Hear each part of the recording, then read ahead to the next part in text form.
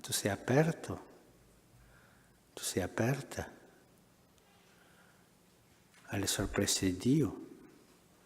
O sei un cristiano funzionario, chiuso? Io faccio questo, faccio la messa, la domenica, la comunione, la confessione una volta all'anno, questo, io sono in regola. Questi sono i cristiani funzionari, quelli che non sono aperti alle sorprese di Dio, quelli che sanno tanto di Dio ma non incontrano Dio, quelli che mai entrano in stupore davanti a una testimonianza, anzi sono incapaci di dare testimonianza.